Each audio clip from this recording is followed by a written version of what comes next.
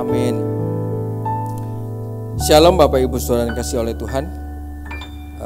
Saya mengucap syukur kalau pada kesempatan sore hari ini bisa sama-sama kembali untuk bisa menyampaikan kebenaran firman Tuhan. Saudara, pagi tadi kita sudah belajar mengenai berjaga-jaga, saudara ya. Hari-hari ini bukan hari-hari yang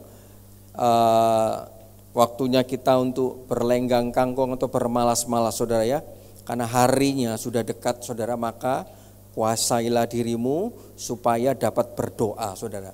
Dalam hal apapun kita harus siap sedia, bisa berjaga-jaga, bisa berdoa, menguasai diri, saudara. Ada penguasaan diri, saudara, supaya apapun yang terjadi kita tetap on the track, ada di dalam jalannya Tuhan.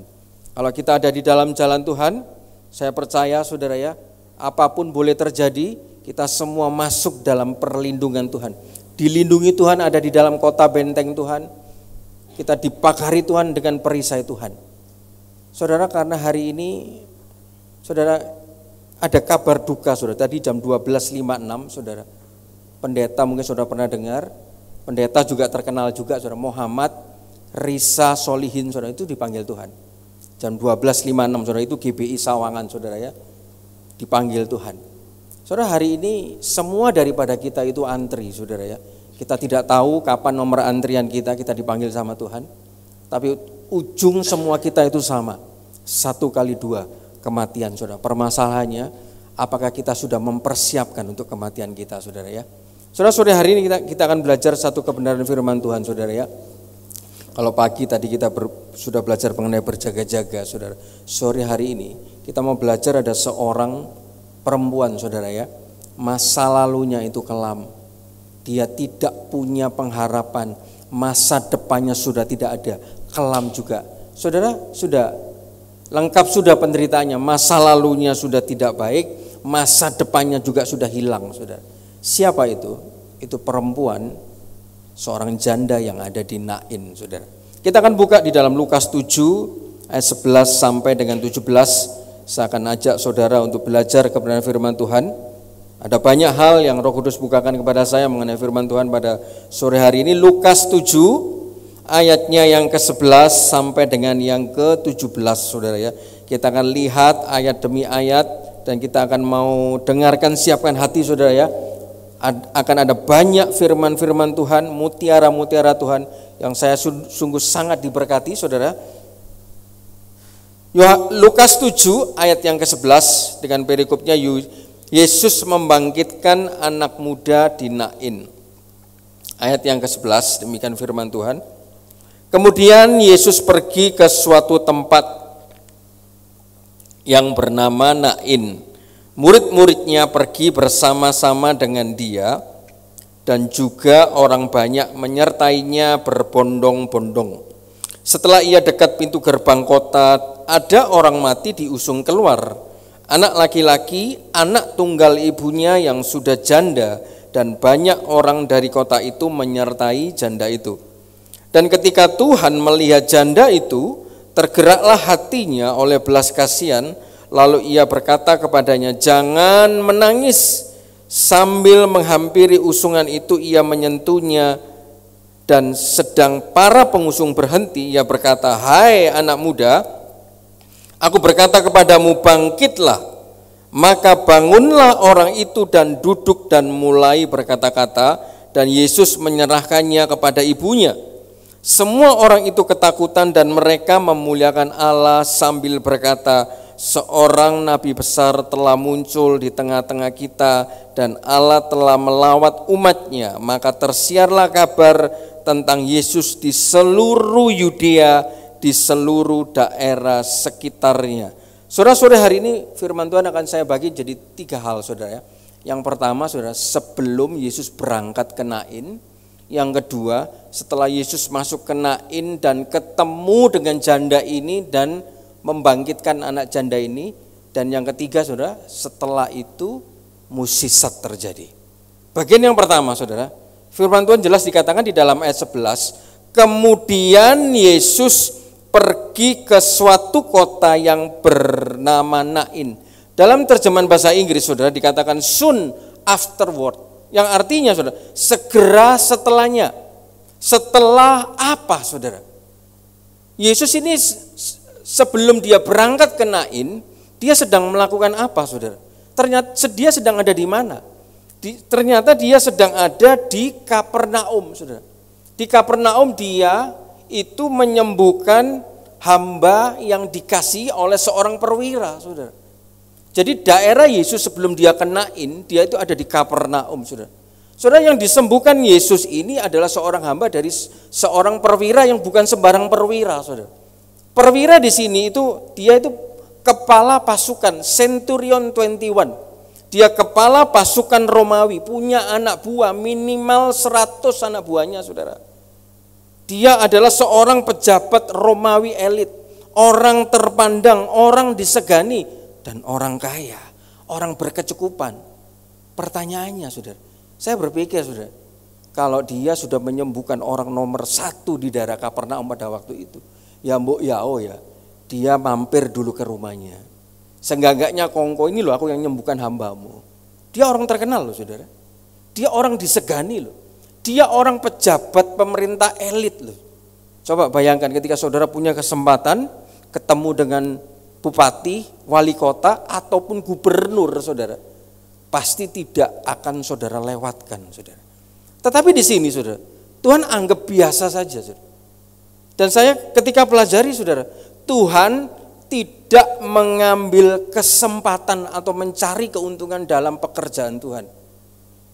Saudara, dia sudah menyembuhkan hamba perwira orang top nomor 1 di Kapernaum, saudara. Harusnya kan bisa dia datang dulu, ini loh aku yang menyembuhkan hambamu.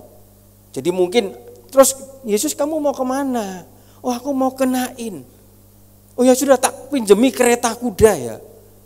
Kan enggak usah capek-capek, saudara. Kan harus pakai hikmat. Tapi saya pelajari di sini, saudara. Yesus kita, dia pikirannya itu tidak ekonomis, saudara. Pikirannya tidak profitable. Tapi pikirannya hanya sekedar apa yang dijalankan itu, dia seturut dengan kehendak Bapa. Dan saya belajar di sini, dia tidak mencari keuntungan dalam pekerjaan Tuhan. Berapa banyak, saudara, hari-hari ini orang dalam mengerjakan pekerjaan Tuhan, melayani, dia cari keuntungan untuk dirinya sendiri. Kalau enggak untung, saudara, enggak mau, saudara. Saudara, saya dengar, saudara, oh ini gereja ini butuh song leader. Mau wes aku lihat dipanggil, aku ya kalau ditempatkan di tempat yang bagus. Kalau aku ditempatkan di cabangnya yang kecil, aku enggak mau. Loh bayarannya sama, enggak, aku enggak mau. Ngapain di tempat yang kecil? Enggak orangnya banyak. Saudara, kadang hari ini banyak orang dalam pekerjaan Tuhan, dia mencari keuntungan. Saudara, ada firman Tuhan, kalau kita berbuat kasih, menolong, bekerja untuk Tuhan tanpa menuntut balas, saudara. Firman Tuhan mengatakan, saudara, apa? Maka kita akan mendapatkan 3 hal. Kita akan mendapatkan kebahagiaan, kita akan mendapatkan upah besar, kita akan masuk kerajaan surga dengan dijamu, saudara. Berapa banyak orang ke gereja, orang melayani, orang melakukan sesuatu karena ada motivasi tertentu, ada keinginan pribadi, ada keuntungan yang terselip dalam hatinya yang ingin dia capai, saudara. Tapi beda dengan Tuhan Yesus. Tuhan Yesus tahu loh, ini hambanya orang nomor 1, pejabat pemerintah, orang terkenal. Tapi dia tidak mampir, saudara. Sekalipun dia tidak ketemu dengan kepala perwira ini, dia langsung melanjutkan perjalanannya, dia menyembuhkan ibu mertua Petrus. Saudara, kalau kita belajar, kita mau berbuat kasih, saudara, tanpa menuntut balas atau berbuat kasih kepada orang-orang yang tidak bisa membalas kepada kita. Saudara, seperti hari Sabtu kita berikan kepada orang-orang di Kembang Kuning. Gimana caranya mereka balas sama kita? Kenal sama kita? Tidak. Saudara, ini sudah masuk hitungan. Hari Jumat, saudara, kita berbuat untuk orang-orang yang ada di panti asuhan, saudara.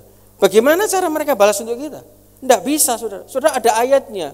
Ketika kita berbuat kasih tanpa menuntut balas kepada orang yang tidak bisa balas, upah kita itu besar, saudara. Lukas 6 ayat 35 dikatakan apa, saudara? Kasihilah musuhmu dan berbuatlah baik pada mereka, dan pinjamkan dengan tidak mengharapkan balasan, maka upahmu akan besar. Dan kamu akan jadi anak-anak Allah yang maha tinggi, sebab ia baik terhadap orang-orang yang tidak tahu berterima kasih terhadap orang-orang jahat. Lihat, kadang berapa banyak orang mengharapkan balasan. Aku sudah tolong kamu loh.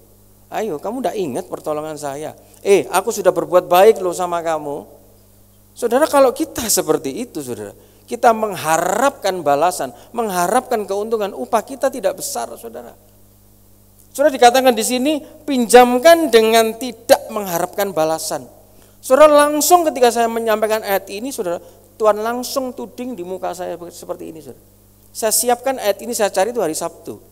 Tapi hari Jumat, saudara, tiba-tiba ketika saya sedang tidur, saudara, orang saya di bawah, telepon terus, saudara. Saya lagi ngantuk, saudara, saya tidak angkat. Tiba-tiba, saudara, jam 7:30 telepon lagi. Kok ada orang pengen ketemu? Sopo, Pak? Mardi sopo, aku tidak ada janjian dengan Mardi. Dia nyariin kamu terus kok. Loh, sopo Mardi, aku gak kenal. Ini telepon, saudara, orang gak kenal dimasukkan ke rumah sama orang saya, saudara. Waduh, saya lihat di CCTV, aku gak kenal orang ini. Loh, Pak, aku gak kenal loh sama orang ini.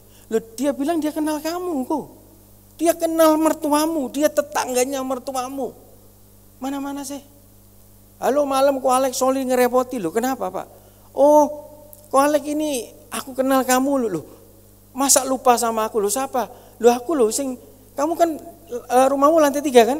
Kan ada mesin air panas kan? Loh, kamu siapa, Pak? Aku gak kenal sama kamu. Loh, kamu kan mertuanya Cikio kan? Loh, iya, kamu siapa? Loh, aku Mardi, aku lupa, Pak, sorry. Loh, aku gini, loh, sudah Pak, kebutuhanmu apa? Kebutuhannya uang, saudara. Singkat cerita, dia mau meminjam uang. Loh, saya ini tidak kenal sama dia, saudara. Saya tidak kenal, sorry Pak, aku tidak kenal sama kamu. Oh, kok Alek lupa ya? Loh, bukan, aku tidak tahu kamu siapa. Gini aja, aku ini butuh, penting banget. Saudara, jumlah uangnya, saya sih bukan sombong, saya bisa pinjamkan, saudara. Tapi saya tidak kenal, saya tidak kepingin dibohongi, saya terucap, ya sudah Pak, kalau kamu memang butuh urgent, kamu ke rumah mertua saya saja. Kamu bilang kan tetangganya dia kenal sama kamu, kamu pinjem mau, nanti aku sing bayar.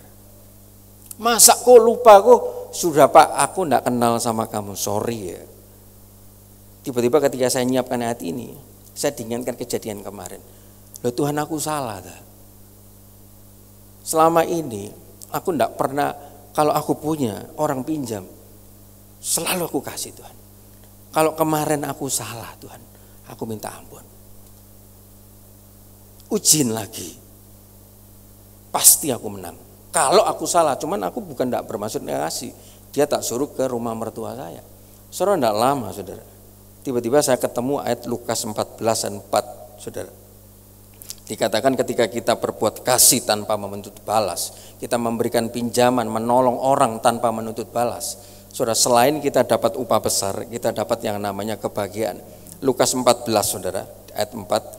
Engkau akan berbahagia karena mereka tidak punya apa-apa untuk membalasnya kepadamu. Sebab engkau akan dapat balasannya pada hari kebangkitan orang-orang benar. Mendengar itu berkatalah tamu-tamu itu kepada Yesus, berbahagialah orang yang akan dijamu dalam kerajaan Allah. Engkau akan berbahagia, engkau akan makarios, diberkati, beruntung. Tuhan, kalau aku salah, ujian sekali lagi, aku pasti menang. Saudara, tidak lama, kling, masuk WA.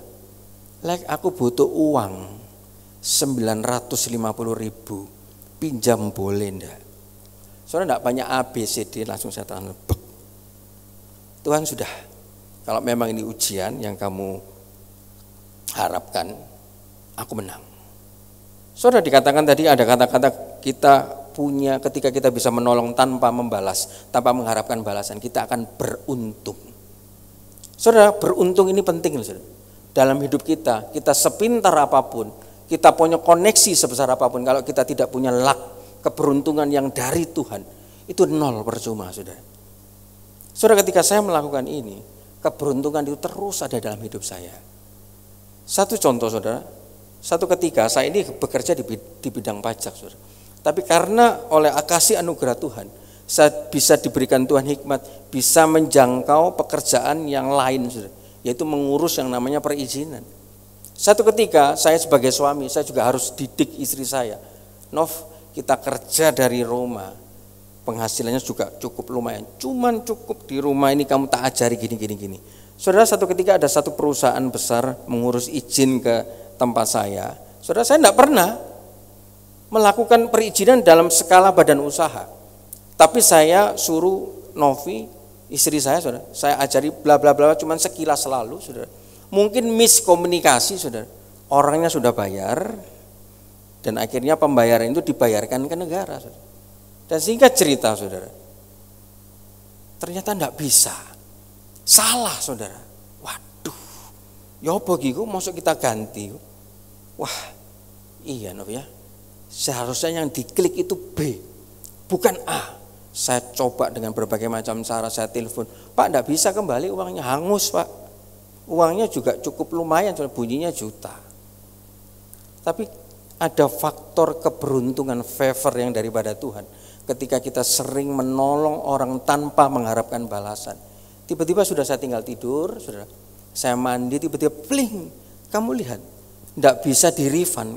Alasannya apa? Ada poin A, poin B, poin C. Poin A, poin B, poin C ini kata-katanya rangkuman, habis itu WA-kan kepada ownernya. Ini loh, saudara, setelah saya melakukan ini, owner itu ya enggak apa-apa Pak Alex, saya bayar lagi. Padahal itu kesalahan saya. Mana ada orang sudah ngurus izin, yang ngurus keliru, ownernya mau bayar lagi, saudara. Dan dikasih keuntungan lagi, saudara. Dan Tuhan sudah kasih angka, saudara. Saya sudah bayar ke negara itu kurang lebih 2 juta. Terus Tuhan bilang ngasih angka, jangan kamu tagih pulang 2 juta. Kamu naikkan angkanya 2,7. Saya masih untung lagi. Padahal itu kesalahan saya yang salah, saya dikembalikan, ada untung lagi 700.000, saudara. Ditawar orangnya, Pak Alex, wis, jangan 2,7 lah, 2,5 ya. Ya wis, jingce. Saya untung, saudara. Saudara, itu yang namanya keberuntungan. Kalau kita sering berbuat kasih, melayani, melakukan untuk Tuhan tanpa menuntut balasan, tanpa berpikir untuk keuntungan diri kita sendiri, saudara. Saudara, kita akan dapat kebahagiaan, kita akan diberkati, kita akan beruntung, upah kita akan besar. Dan plus lagi, saudara, kita bisa masuk kerajaan surga. Bukan hanya sekedar masuk memenuhi surga, saudara. Dikatakan dijamu dalam kerajaan surga. Lihat, saudara, Yesus kita pada bagian pertama ini, dia satu kali pun dia tidak mengambil keuntungan. Dengan dia mampir ketemu kepala perwira ini, enggak, saudara. Dia langsung berangkat ke Nain. Kita baru masuk ke Nain, saudara. Di mana letak Nain itu, saudara? Tadinya Yesus ada di Kapernaum. Terus dia berangkat ke Nain. Tahukah saudara, Nain itu letaknya itu ada di sisi timur lembah Yisrael. Jaraknya dari Kapernaum ke Nain itu bukan dekat, saudara. 48 kilometer. Dan letak kota Nain itu ada di peta, saudara. Itu lebih tinggi dari Kapernaum, 213 di atas permukaan laut. Dekat gunung. Perjalanan untuk mencapai Nain itu tidak mudah. Perjalanannya butuh effort yang tinggi. Sukar, saudara, butuh tenaga yang banyak. Oh, mungkin di Nain itu ada orang soge. Enggak, saudara. Di Nain cuma desa kecil, ditinggali orang-orang Arab, saudara, yang miskin. Lihat, saudara, kadang ada orang yang disuruh pelayanan untuk hal-hal yang kecil, orang miskin enggak mau. Tapi Yesus kita, bandingannya dia ini ketemu dengan perwira orang top nomor 1. Dia mungkin bisa kongko, dia mungkin bisa punya relasi, dia mungkin bisa di cover, saudara. Dia mungkin bisa dapat fasilitas. Tapi dia tinggal orang kaya ini. Karena dia dengar suara dari papanya, Yesus berangkat ke Nain. Ke Nain ini perjalanan yang tidak mudah. Pelayanan yang tidak gampang. Pelayanan yang bukan menguntungkan. Pelayanan yang merugikan. Sudah rugi tenaga. Saudara, Yesus itu seharian dia habis khotbah. Nyembuhkan orang kusta, nyembuhkan hamba yang di Kapernaum, habis itu nyembuhkan ibu mertuanya Petrus. Jalan kaki loh, saudara. 48 kilometer itu butuh waktu 1 sampai 2 hari. Untuk mencapai suatu desa yang kecil, tidak ada siapa-siapa, orang miskin dan orang Arab pulang, tidak ada sanak saudaranya Yesus. Tapi Yesus mau ke sana, saudara. Berapa banyak orang kalau pelayanan yang susah, yang tidak enak, yang merugikan, yang buang uang, menghabiskan waktu banyak, nggak mau. Tapi Yesus, lihat saudara, dia tinggalkan ini perwira, kepala, pejabat tinggi elit, dia pergi ke Nain. Jalan kaki, saudara. Jalan kaki, bukan naik kereta, bukan naik mobil, bukan naik Innova, bukan naik Honda, bukan naik Kijang, tidak. Dia jalan kaki, butuh waktu 1 sampai 2 hari. Ke kota kecil, miskin, terpencil pula. Saudara, di situ Nain itu dihuni oleh orang-orang Arab, saudara. Orang-orang Arab yang hari ini, saudara, itu posisi Nain, namanya Nain, saudara, itu dekat Masjid Al-Aqsa. Saya begitu kaget, saudara. Tadinya kota ini, desa kecil saja. Tapi lihat, saudara, sekarang jadi satu kota yang besar. Ada hotel Ritz-Carlton di situ, saudara. Bukit kan? Itu bukit, saksi nyata. Ini bukit yang sedang dinaiki oleh Yesus, saudara. Dan saya belajar sini, lihat, kota atau tempat yang ada jejaknya Yesus. Tadinya mungkin miskin, tadinya mungkin kecil, tapi karena ada jejak Yesus, dari yang kecil jadi yang besar. Dalam hidup saudara dan saya, ketika di dalam hidupmu, di dalam hidup saya, ditemui ada jejaknya Yesus, ada firman-Nya Yesus, ada perkataannya Yesus, ada tingkah lakunya Yesus. Mungkin saudara dan saya tadinya kecil, tapi ketika ada jejaknya Yesus yang kecil, itu bisa jadi besar. Saudara, sebelum kita lanjutkan ke situ, saudara, saya teringat lagi, saudara, Yesus tidak pernah pilih pelayanan, saudara. Oh Bapak gimana sih? Ini aku nih lagi ketemu kepala perwira, sabarlah. Aku tak nginep 1-2 hari, tak ngobrol dulu. Mungkin kan bisa aku menobatkan 100 tentaranya. Orang Roma loh, Bapak, sek tola. Ngapain aku suruh kenain kota kecil, ada siapa di situ?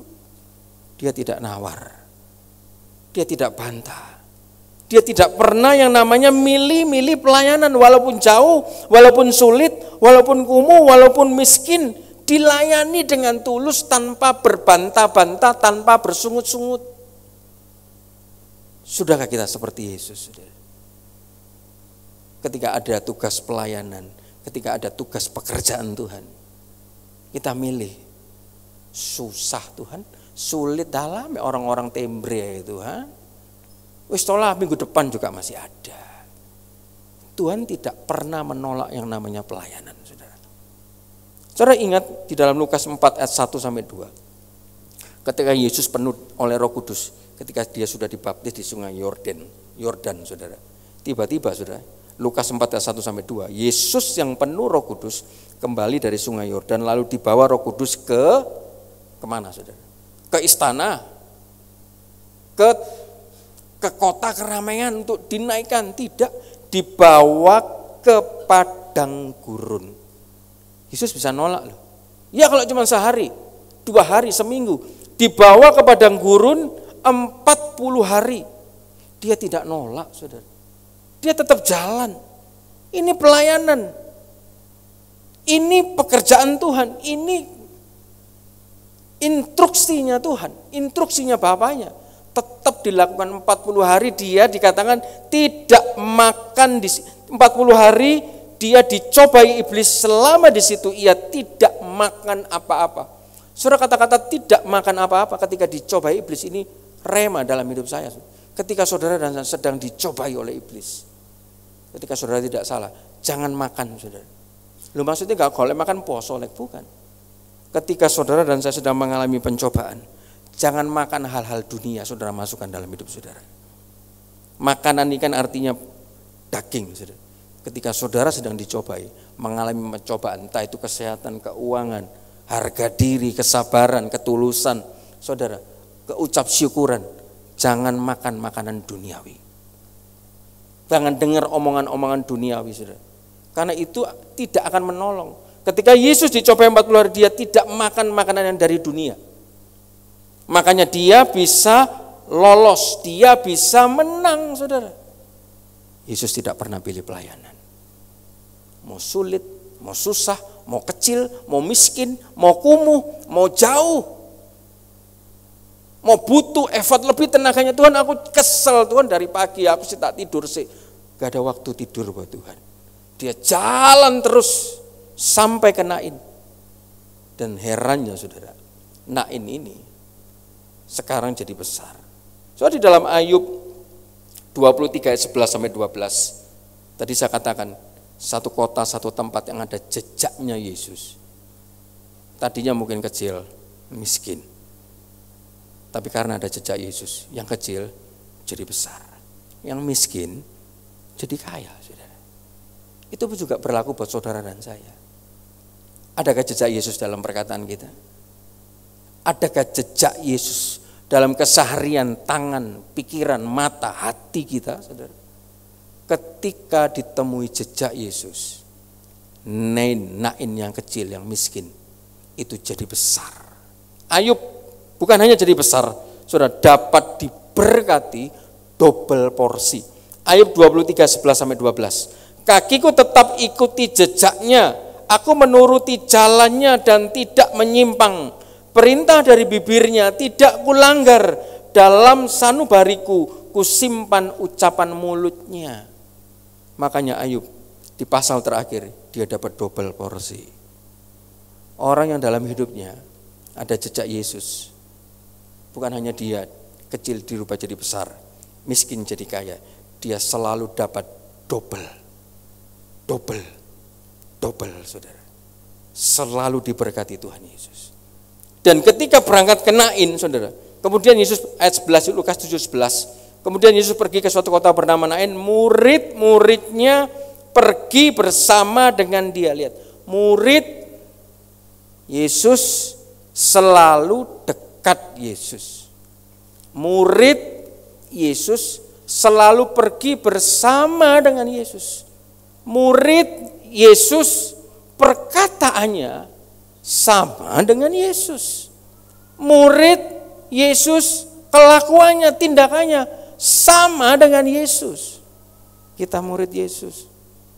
Sudahkah mulut kita sama dengan Yesus? Sudahkah tindakan kita sama dengan Yesus? Sudahkah hati kita ini sama dengan Yesus? Saudara, saya juga tidak menghakimi. Saya pun juga tertegur oleh hati. Oh iya, masih banyak Tuhan yang harus dikoreksi di dalam sini dan di sini. Saudara, namanya murid Yesus pergi bersama dengan dia. Perkataannya, perbuatannya, posisinya, letaknya harus sama dengan Yesus. Yesus kesukaannya dia ada di rumah ibadah. Loh, kalau ditanya, loh orang Kristen, oh iya aku anak Tuhan, aku pelayanan. Loh kok enggak ke gereja? Oh iya ada jalan-jalan. Ada kerjaan lain loh, hari Sabat loh. Enggak apa-apa kan ada minggu-minggu berikutnya. Murid Yesus harus mirip dengan Yesus. Kesukaan gurunya adalah kesukaan muridnya. Gurunya, Yesusnya, kesukaannya dia ada di rumah ibadah. Dia suka berbuat kasih. Dia suka menolong, saudara. Dia melakukan firman, hidupnya kudus. Bagaimana saudara dengan saya? Apakah sudah mirip dengan Yesus?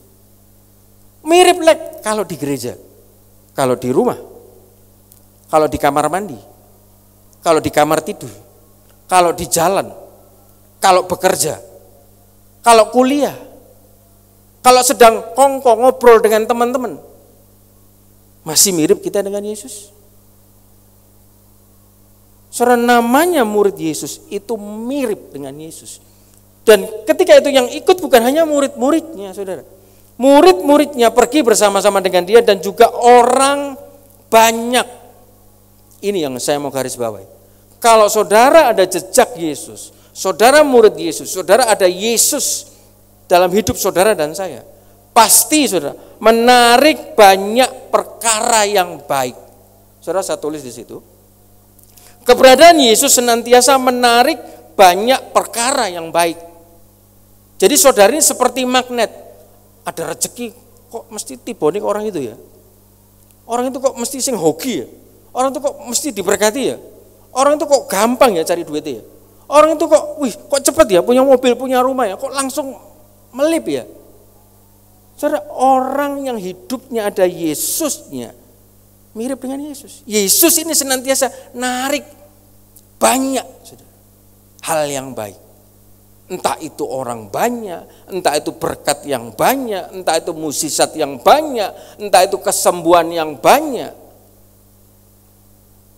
Saudara, karena di dalam Yohanes 1, 2, 3, 2. Yohanes 12 ayat 32. Bisa dikeluarkan. Yohanes 12 ayat 32. Kalau kita ada Yesus, saudara, kita bisa menarik banyak. Dan apabila aku ditinggikan dari bumi, aku akan menarik semua orang datang kepadaku. Kalau di gereja ada Yesusnya, Yesus yang ditinggikan, saudara, pasti tidak usah cari jiwa, saudara. Orang banyak berdatangan ke sini. Saudara lihat, saudara kalau ke Kembang Kuning, saudara apakah saudara yang nunggu jemaat, nunggu orang, saudara yang ditunggu sama orang? Karena saudara bawa sesuatu yang dibutuhkan sama mereka.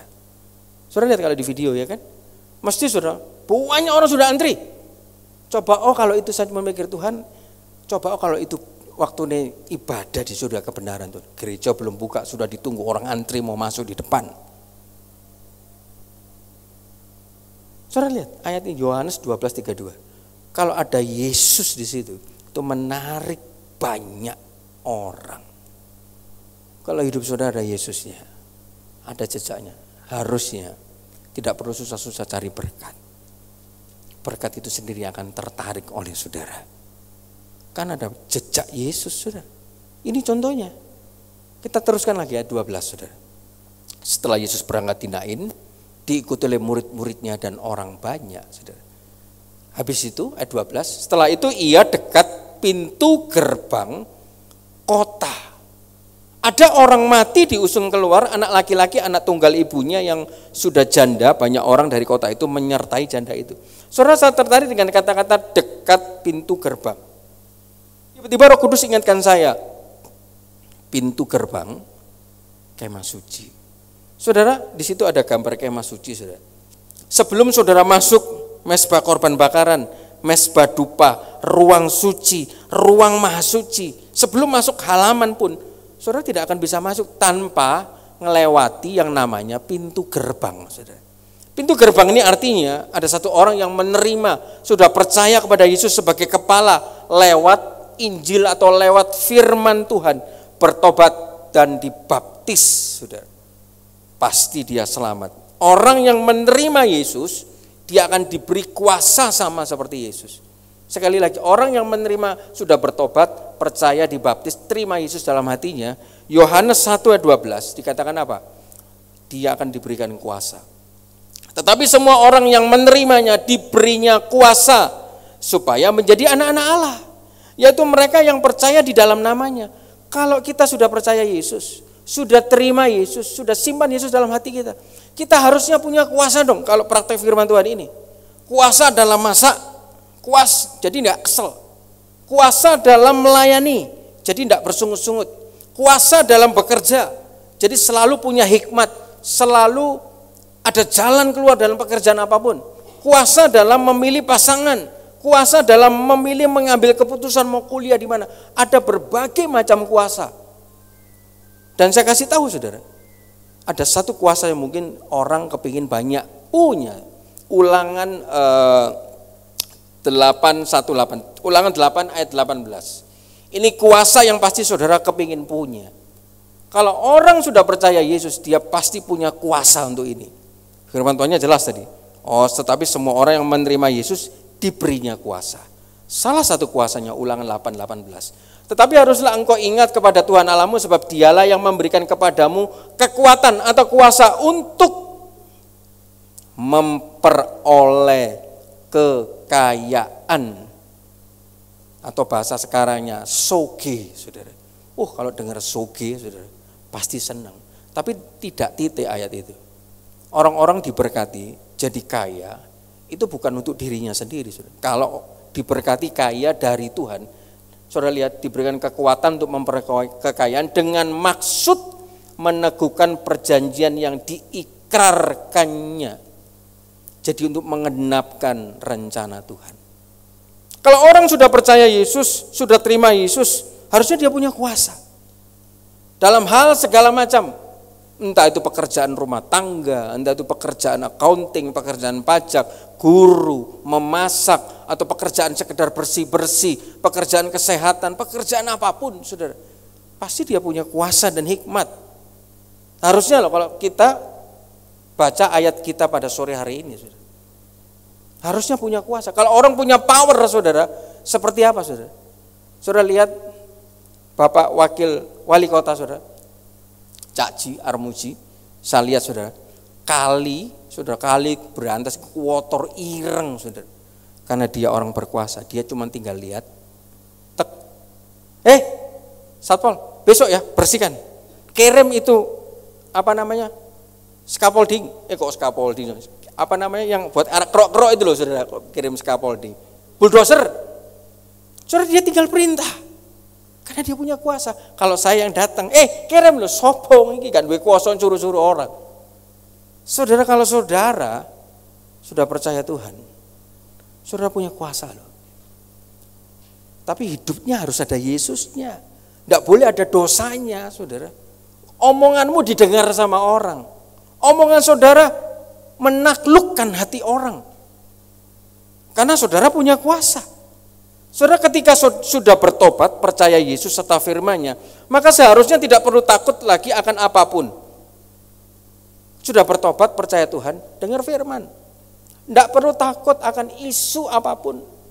Saudara, rupiah menguat, dolar 15.600, dari 16.000 turun 1.000. Bayangkan orang yang kerja falas, saudara. Harusnya tidak perlu takut, apalagi isu monkeypox, cacar monyet, isu megatrust. Semua itu sudah ditulis di firman Tuhan. Saudara lihat, saya tunjukkan kepada saudara. Lukas 21 ayat 10, 11, 18, 19. Saudara dengar saya bacakan. Semua sudah ditulis. Ia berkata kepada mereka, bangsa akan bangkit melawan bangsa dan kerajaan melawan kerajaan. Tadi pagi kita sudah dengar ini. Saya ada janjian dengan Bapak Gembala. Dan akan terjadi, lihat, akan terjadi gempa bumi yang dahsyat. Apakah itu bukan megatrust? Akan terjadi gempa bumi yang dahsyat. Dan di berbagai tempat akan ada penyakit sampar. Apakah itu bukan monkeypox? Dan kelaparan akan terjadi, juga hal-hal yang mengejutkan dan tanda-tanda yang dahsyat dari langit. Sudah ditulis, saudara. Kalau saudara sudah percaya Tuhan, harusnya percaya firman-Nya, baca firman-Nya. Apakah berhenti artinya di sini sampai 10-11? Terjadi gempa yang dahsyat, penyakit sampar, kelaparan di mana-mana, apakah berhenti? Lihat 18-19, saudara. Tetapi tidak sehelai pun dari rambut kepalamu akan hilang.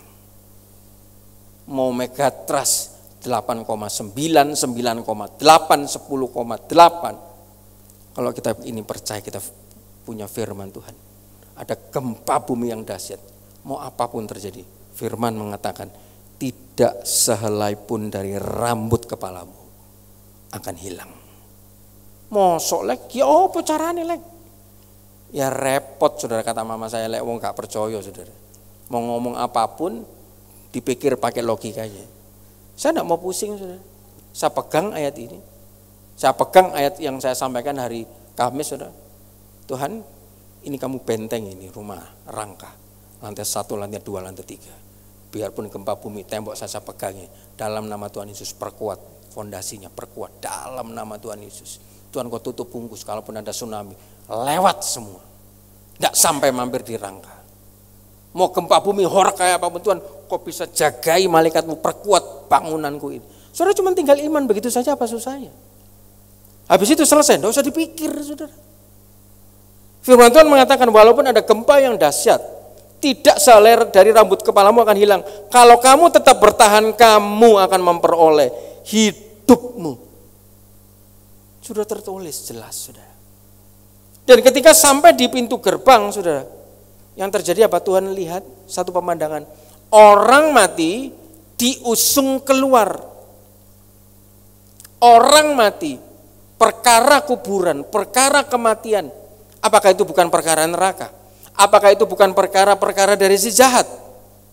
Dikatakan orang mati diusung keluar. Yang kotor, yang mati, yang bangkai, yang mangkel, yang iri, yang jahat, yang pelit.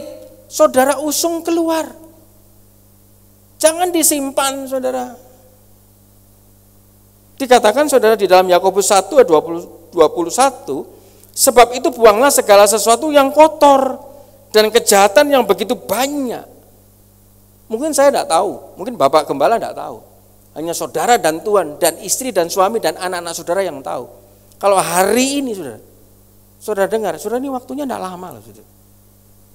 Sampai ada satu paranormal, ramalannya tidak pernah meleset. Dia bilang akan terjadi gempa bumi yang besar, notok di akhir tahun.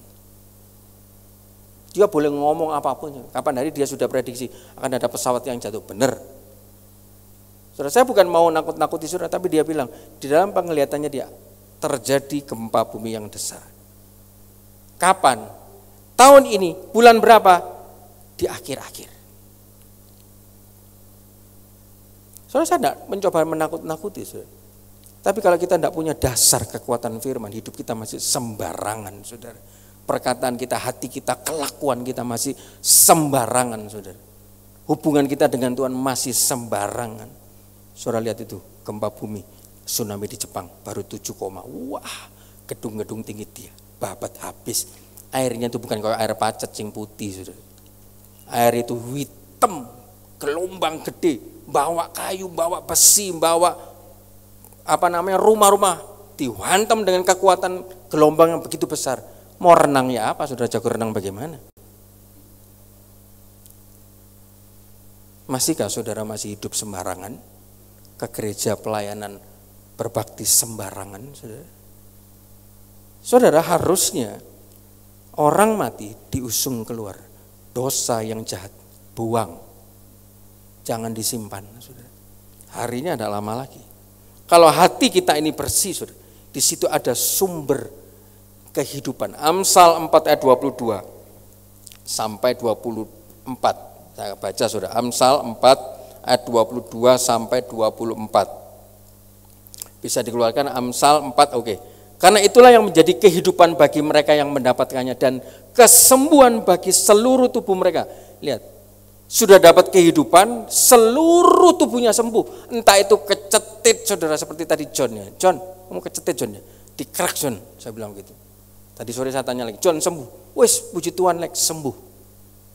Seluruh tubuhnya dapat kesembuhan. Kalau hatinya bersih, saudara lihat, sudah dapat sumber kehidupan, seluruh tubuhnya tidak ada penyakit. Lanjut lagi ya 23. Jagalah hatimu dengan segala kewaspadaan, karena dari situlah terpancar kehidupan. 24. Buanglah mulut yang serong daripadamu, jauhkanlah bibir yang dolak-dalik daripadamu. Saudara, kalau hati kita bersih, omongan kita yang di depan dan yang di dalam ini sama. Bersih, tulus, jujur, saudara. Itu sumber kehidupan. Saudara, itu akan menghampiri, mengejar saudara.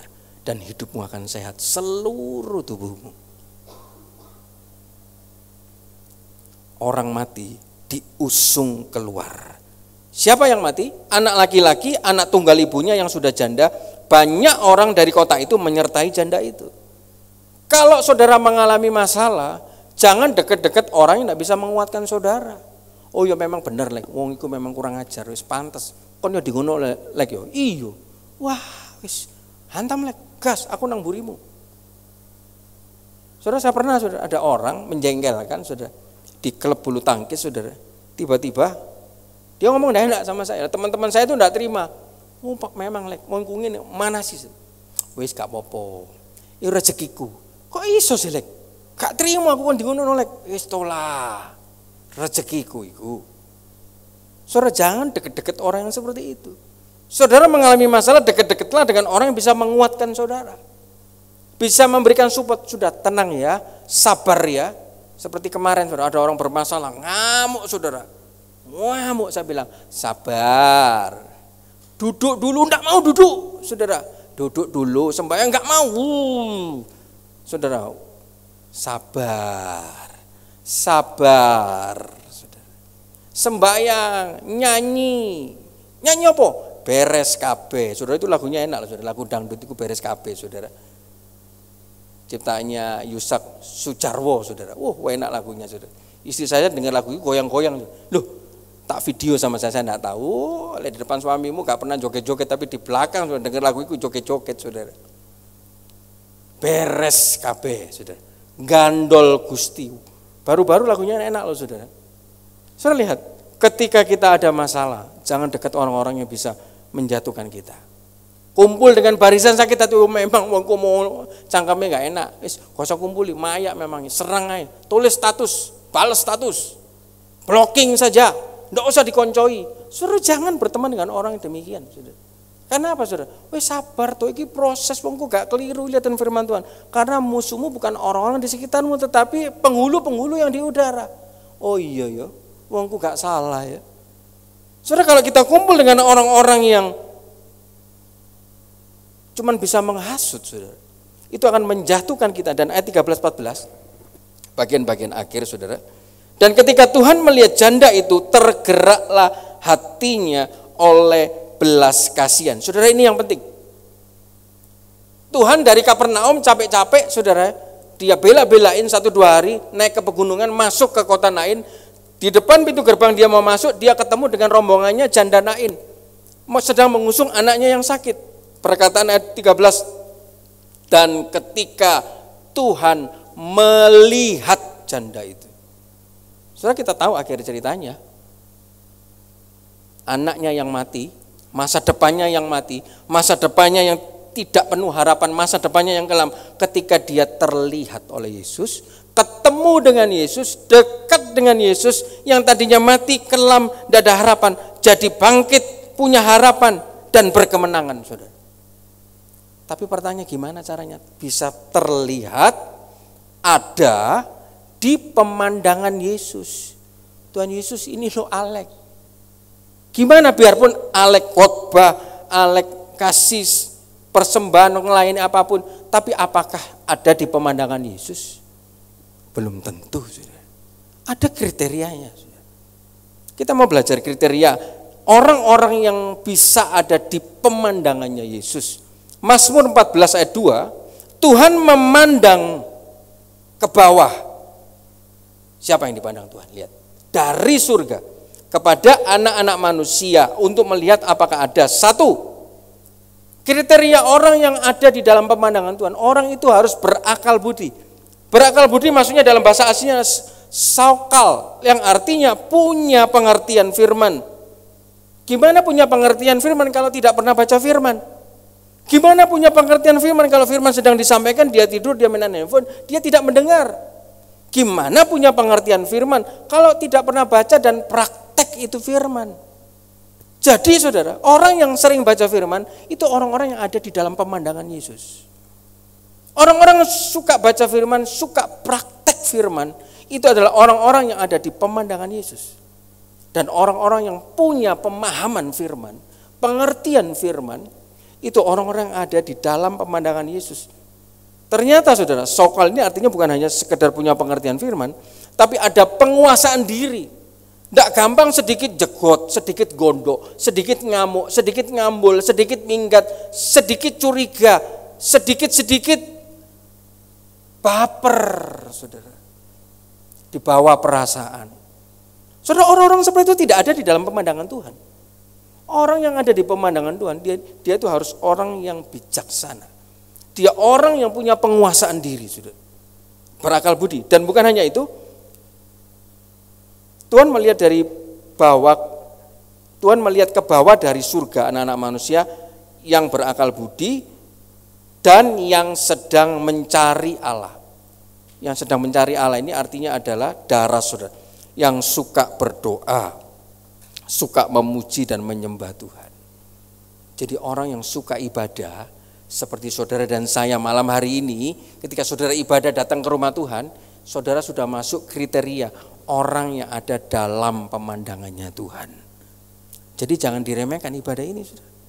Saudara datang ibadah ini, itu membuat saudara ada di dalam kekerannya Tuhan.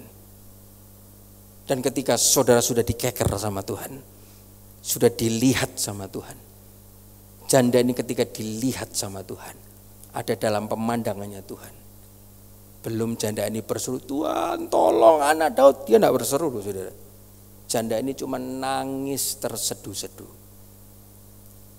Tapi karena dia ada di dalam pemandangannya Tuhan, sebelum dia berdoa, sebelum dia nangis sebelum dia mohon sama Tuhan, tapi karena ada di pemandangan Tuhan, anakku tuh kasihan. Dia sedang nangis tapi dia tahan, tidak mau kelihatan orang. Tapi nak tenang, aku tahu. Karena ada di dalam pemandangannya Tuhan. Langsung saudara dikatakan tergeraklah hatinya. Karena si janda ini ada di dalam pemandangannya Tuhan, hati Yesus mulai tergerak. Saudara tergerak hatinya. Ini dicatat bukan oleh Matius, Markus, Yohanes yang orang-orang melo, tapi dicatat oleh seorang dokter Lukas. Jarang sekali Lukas membahas masalah-masalah emosional, saudara. Namanya dokter, saudara. Dia harus praktikal, harus logika. Tapi jarang Lukas ini membahas masalah emosional. Tapi dalam kasus ini satu-satunya yang ditulis oleh Lukas, saudara. Matius, Markus, Yohanes tidak nulis mengenai janda di Nain ini. Yang nulis cuma Lukas. Kenapa sama Lukas ini ditulis? Dan tulisannya tidak seperti biasa. Biasanya Lukas lugas, jelas, tidak melo. Tapi ini lihat, dia berurusan nulisnya hal yang emosional. Karena ketika saya baca saudara, tergerak hati Tuhan itu bahasa aslinya itu berhubungan, bahasa Yunaninya berhubungan atau menunjukkan isi perut atau usus Yesus yang sedang melilit. Duh, kenapa isi perut Yesus sedang melilit? Karena apa? Karena melihat kesusahan itu janda. Ususnya Yesus melilit sakit kalau tidak segera menolong ini janda. Kalau hidup saudara dan saya ada di pemandangannya Tuhan, rajin berdoa, penuh firman, ada penguasaan diri. Perutnya Yesus itu bisa sakit ketika saudara ada masalah, dia tidak segera menolong. Wah, ketika saudara punya pengertian firman Tuhan ini, saudara tidak usah susah pengertian apapun. Karena hidupmu ada di pemandangannya Tuhan. Rajin ibadah, rajin baca firman, rajin praktek firman, ada penguasaan diri, tidak sumbu pendek. Saudara. Hidupmu ada di dalam pemandangan Tuhan. Air mata saudara ditampung di kirbatnya Tuhan. Mazmur 56 ayat 9-10. Sengsaraku engkaulah yang menghitung-hitung, air mataku kau taruh di dalam kirbatmu. Bukankah semuanya telah kau daftarkan? Saudara, kalau kita nangis untuk anak kita, suami kita, istri kita, pekerjaan kita, pelayanan kita, itu Tuhan lihat loh saudara. Air mata saudara ditampung di kirbatnya Tuhan. Dan lihat saudara, maka musuhku akan mundur pada waktu aku berseru. Luar biasa enggak saudara? Ketika hidup saudara ada di pemandangan Tuhan. Saudara rajin ibadah, rajin melayani tanpa ada motivasi keuntungan pribadi, penuh firman. Saudara enggak perlu berdoa, Tuhan sudah lihat. Tapi apalagi saudara berdoa, lihat, ketika aku berseru musuhku mundur. Sakit penyakit mundur. Bencana alam, megatrust, ketika melihat orang di pemandangan Tuhan mundur. Tsunami mundur. Siapapun orang kuat di luar yang mau menghantam kita, orang-orang yang rajin ibadah, orang-orang yang penuh dengan firman, ketika lihat kita, takut, mundur. Firman Tuhan, saudara. Ketika kita berseru, musuhku mundur. Saudara, dan setelah itu, saudara, apakah berhenti di situ? Sakno ya, habis itu pergi. Enggak, saudara. Tuhan kita ketika melihat kasihan, dia langsung menuju kepada permasalahannya. Dia langsung menuju kepada kumpulan orang-orang sedang mengusung anaknya. Dan luar biasa sekali, saya mau ajar saudara praktek firman Tuhan ini. Dia langsung ke masalahnya, dia langsung ke hal yang mati. Dia langsung ke hal yang sulit. Dan dia langsung perkatakan itu firman. Hai anak muda, aku berkata kepadamu, bangkitlah. Saudara-saudara harus praktek firman Tuhan. Ketika saudara punya masalah dengan rekening tabunganmu yang minim, tapi saudara harus bayar. Saudara, hai rekening tabungan yang minim, penuh. Saudara, saya pernah praktek, saudara. Tapi hidup kita harus benar, saudara. Saya juga pernah praktek, saudara. Barang mama saya itu ada di rumah saya itu sudah tahunan gak payu, saudara. Karena filmnya sudah habis, sinetronnya sudah habis. Maki apa barang ngumpul iki barang wis buahan mari mah. Ojo iki duit yo. Nah, tapi kok gak payu-payu? Iya kono sing gelem soalnya filmnya wis entek. Saudara, pagi hari ketika saya berdoa, Tuhan gerakan kamu pergi ke barang itu. Kamu tumpang tangan ke barang itu. Hei, barang. Sinetron pada waktu itu mengenai sultan apa gitu, saudara ya. Sudah lama pokoknya. Saya sebut namanya. Hai barang ini laku, habis, keluar dari sini. Saudara, nggak sampai seminggu barang itu habis. Lu mah kok turun kabeh. Mbok ana wong moro-moro tuku payu kabeh. Hari ini, saudara, ketika saudara ada masalah, coba cek dulu hidup saudara benar enggak? Ketika hidup saudara benar, sudah rajin ibadah, sudah penuh firman, berseru sama Tuhan. Ketika sudah berseru sama Tuhan, berseru kepada bagian-bagian hidupmu yang sedang sakit.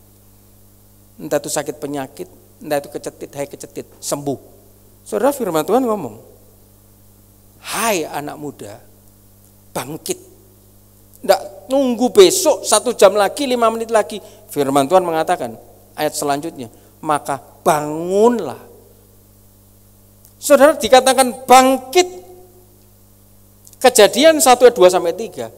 Lihat, bumi itu kosong tidak berbentuk, tetapi kepada yang kosong yang tidak berbentuk, yang gelap gulita, diperkatakan firman, jadilah terang, langsung jadi terang.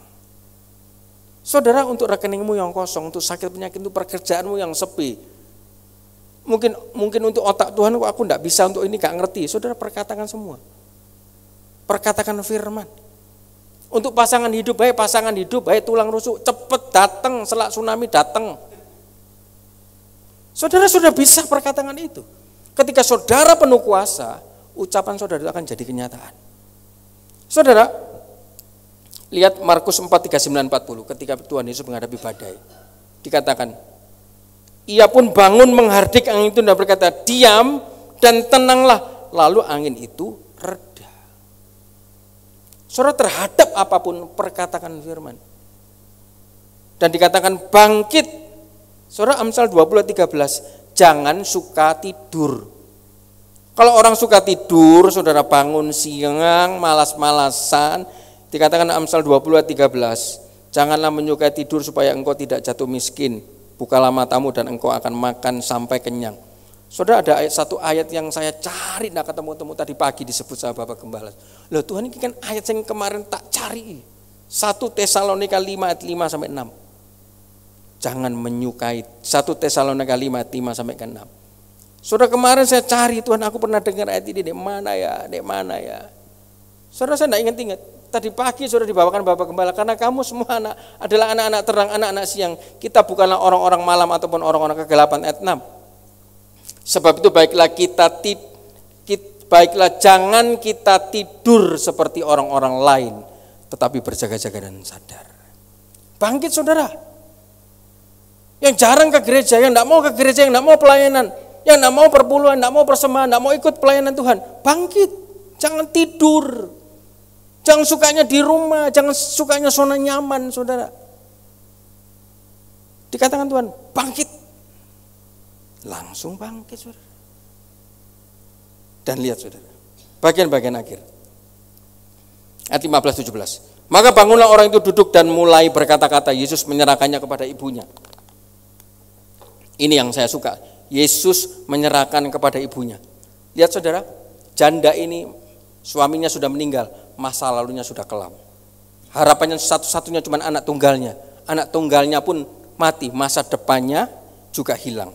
Tetapi di dalam Tuhan, masa lalu, masa depan hancur, tapi ketika ketemu Tuhan, ada di pemandangan Tuhan, itu semua bisa dirubahkan sama Tuhan. Yeremia 30:17a, Sebab aku akan mendatangkan kesembuhan bagimu, aku akan mengobati luka-lukamu. Demikian firman Tuhan. Saudara, saya pikir ya, tidak ada satu rumah sakit pun yang bisa mengobati orang mati. Kalau hari ini bisa ada rumah sakit mengobati orang mati, Pendeta Muhammad Risa Solihin pasti dibawa ke situ. Tidak ada satu dokter pun yang bisa membangkitkan orang mati. Hubungannya apa, Lek? Kalau tidak ada rumah sakit atau dokter pun yang bisa membangkitkan orang mati, berarti kematian adalah perkara yang sulit, perkara yang besar. Kalau perkara yang besar, perkara yang sulit, guru saudara, Tuhan saudara sudah selesaikan. Apalagi cuma perkara kurang duit, apalagi cuma perkara sekedar migrain, pilek, sumpek, kecetit, saudara, kecil buat Tuhan. Sakit, stroke atau apapun gampang buat Tuhan. Cari pekerjaan, cari pasangan hidup gampang, saudara. Hal yang sulit saja sudah Dia selesaikan. Tinggal berseru sama Tuhan. Dan yang anehnya, setelah disembuhkan, Yesus mengembalikan kepada ibunya. Saudara lihat. Tadinya hidup janda ini, masa lalu, masa depannya hancur. Tapi ketika ketemu sama Tuhan, yang hilang, yang hancur, itu dikembalikan sama Tuhan. Hari ini apa yang hilang dalam kehidupan saudara? Tuhan bisa kembalikan. Saudara, di dalam Mazmur 90 ayat 15, buatlah kami bersukacita seimbang dengan hari-hari Engkau, menindas kami seimbang dengan tahun-tahun kami mengalami celaka. Mazmur 18 ayat 25. Karena itu Tuhan membalas kepadaku sesuai dengan kebenaranku, sesuai dengan kesucian tanganku di depan matanya. Amsal 23:18. Karena masa depan sungguh ada dan harapanmu tidak akan hilang. Kenapa Tuhan tadi ya? Dia merelakan, tidak kongko dengan kepala perwira, dia milih ke Nain. Lihat hasilnya, saudara. Pelayanan yang tidak berharga, sulit, miskin, kumuh, tapi tetap dilayani dengan tulus. Lihat, maka tersiarlah kabar tentang Yesus di seluruh Yudea. Yesus nurut sama bapaknya. Dia ditinggikan karena dia kerjakan itu Nain. Benar-benar terakhir saya ajak saudara melihat, saudara. Saya terganggu saudara dengan peta ini. Coba dibesarkan peta ini saudara. Lihat saudara, peta. Ya, itu yang atas. Bisa dibesarkan yang atas? Ya. Saudara lihat, ini yang Sea of Galilee itu adalah dekat Kapernaum, saudara. Dan Tuhan Yesus dari Kapernaum jalan terus naik ke Gunung Tabor sampai ke Nain. Saudara lihat, Nain dekat apa itu, saudara? Nain dekat Sunem. Saudara tahu ada kisah di Sunem, Nabi Elisa membangkitkan anak laki-laki. Kisahnya sama. Seorang perempuan, seorang ibu, karena mereka dekat, saudara. Nain dan Sunem itu dekat. Kejadian mukjizat yang pernah dialami di Sunem terjadi di tempat yang dekat. Di sini, saudara, Tuhan bukakan sesuatu yang buat saya. Show me your friend, I show you your future. Hari ini saudara dekat siapa, saudara akan jadi siapa.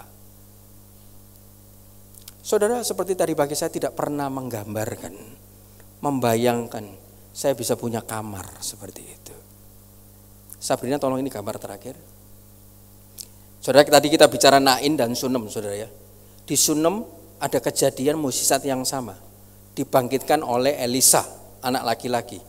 Di Nain juga ada kejadian yang sama. Ternyata Sunem dan Nain posisinya dekat. Kita dekat siapa hari itu kita akan jadi seperti itu. Kita dekat pendeta, kita jadi pendeta. Kita dekat pendeta, pendeta dapat berkat, kita dapat berkat pendeta. Kita dekat pengusaha, kita jadi pengusaha. Sorry saudara, kita dekat bajingan, kita jadi bajingan, saudara. Sunem dan Nain dekat, saudara. Mukjizat yang sama terjadi di Sunem. Karena mereka dekat posisinya, Nain juga terjadi sama. Saya tidak pernah membayangkan kamar seperti ini. Tapi saya pernah, sini ikut. Kemana Om? Coba kamu lihat kamar saya. Kamu naik.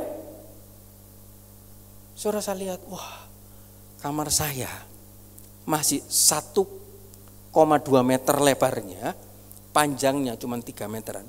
Saudara, kalau kepingin tahu kamar saya zaman dulu, tadi saya cari, nggak ketemu. Itu loh, kamar mandinya Bapak Gembala. Di ruang kamar mandi, itu kamar saya. Besarnya sama, panjangnya sama. Saya kalau tidur, saya bawa kasur seperti kue itu, satu slice, saya geblakan. Saya tidak pernah berpikir punya kamar seperti ini. Tidak pernah berpikir. Tapi ketika saya ada di sini, saya dididik firman. Saya dekat dengan orang-orang yang punya berkat yang daripada Tuhan.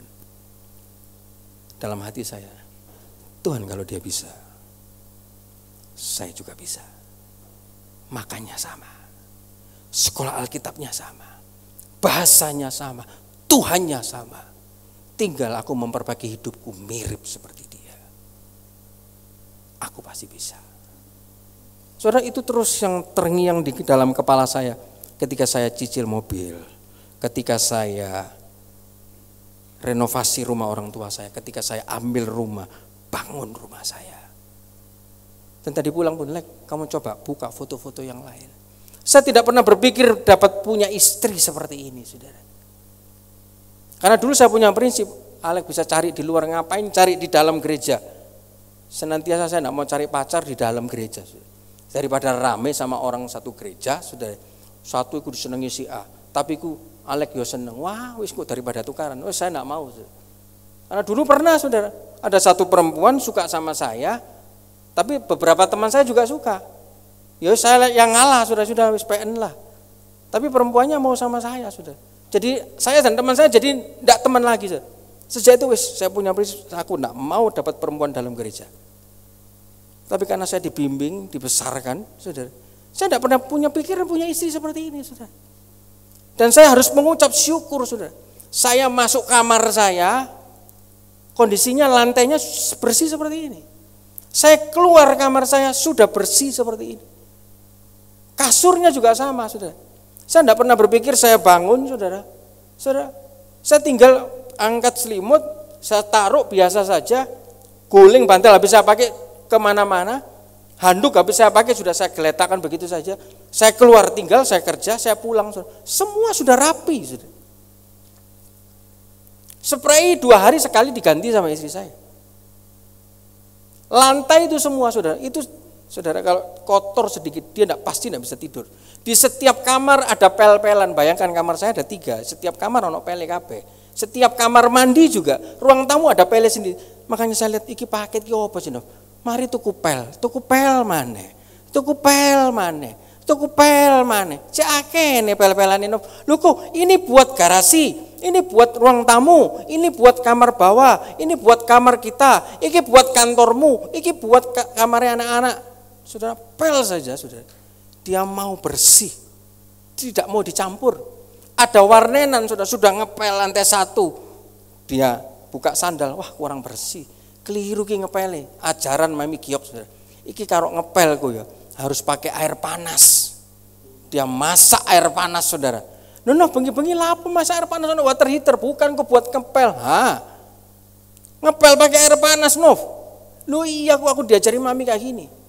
Dipel lagi sama dia, saudara.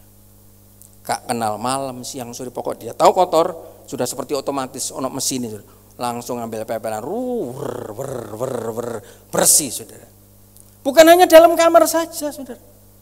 Depan kamar saya, coba dikeluarkan fotonya. Tadi bukan ini, yang depan kamar lagi. Depan kamar. Satunya lagi. Nah, saya tadi Bapak Gembala bilang, Lek, kamu ambil foto lagi supaya jadi contoh. Saudara, saya tidak mau pamer, saudara. Depan kamar saya, saudara, pun juga. Itu kursi, saudara. Kotor sedikit sama dia karena itu kulit, saudara, sama dia disemprot, saudara, dilap. Saudara lihat di foto saja kilap kayak gitu, saudara. Itu lantai dibersihkan semua. Berikutnya, depan mau perjalanan ke kantor saya, coba foto selanjutnya lah, saudara. Itu juga dipel sama dia. Kapanpun saudara mau datang, tidak perlu. Saudara kadang ada orang, saudara ya, rumah, mau didatangi Pak Herman, tak bersih-bersih sih izin pelayanan Tuhan nang gereja wayu-wayu nang gini kelambine katok jerone pergi jalan di mana-mana, saudara, izin, saudara. Kadang ada orang seperti saudara mau datang kapanpun, kondisi rumah saya seperti ini. Karena dia diajar sama mamanya, ojo nang gereja wayu, tapi kamarmu sembarangan, hidupmu tidak cantik. Saudara, percuma di gereja cantik, pelayanan, ganteng, boys, tapi rumahnya kotor, rusuh, mambu, saudara. Saudara lihat, dan lihat ruang tamu saya. Saudara, ruang tamu saya, kondisinya mau kapanpun saudara datang tetap seperti ini. Saudara. Saya bersyukur, saudara. Biarpun masih saya gak diladeni urusan masak, ya Tuhan aku bersyukur Tuhan, ndak popo. Biarpun gak dimasak no, yang penting rumahku bersih, kamarku bersih, aku masuk bersih, masuk kantorku bersih. Dia sampai beli tong sampah khusus untuk baju kotor, dia angkat sendiri ke lantai 3. Tadi papa, mama saya, saudara, kadang-kadang juga ada adik saya, makan, dia siapkan semua piring-piringnya semua. Kalau hari Sabtu Minggu pembantu, warnanya tidak ada, saudara. Dia yang kora-kora, saudara. Saya tak tinggal tidur. Oh syukur ya, biarpun gak dimasak, no, enggak apa-apa lah. Pasti suatu saat bisa. Mobil saya sudah lihat sampai kemarin dipegang sama Bapak Gembala. Ulek bersih yo. Loh iya om, belum tahu yang nyuci ini lulusan Pelosok Timur ya om. Saudara, dia cuci, saudara. Saudara dekat siapa, saudara jadi siapa. Saya tidak pernah bayangkan hal ini semua. Saya lihat kulit, karena kursi ini Pak Herman kaki iso selonjor. Tuhan aku pengen punya yang kayak gitu. Tapi aku pengen punya kulit. Saudara, sama Tuhan dikasih kulit. Yang di bawah manual, yang di atas tadi elektrik. Saudara. Kulit semua, kakinya bisa selonjor semua. Nain dekat Sunem. Sunem ada mukjizat dibangkitkan. Nain karena dia dekat dengan Sunem juga terjadi mukjizat dibangkitkan. Malam hari ini, siapapun saudara dan saya, kalau Bapak Gembala bisa, saya bisa, saudara juga pasti bisa. Selagi saudara dengar firman, percaya Tuhan, melayani sungguh-sungguh tanpa mengharap balasan, saudara akan dapat kebahagiaan, upah besar, dan kerajaan surga. Puji Tuhan, demikian firman Tuhan supaya bisa menjadi berkat kepada Bapak Gembala.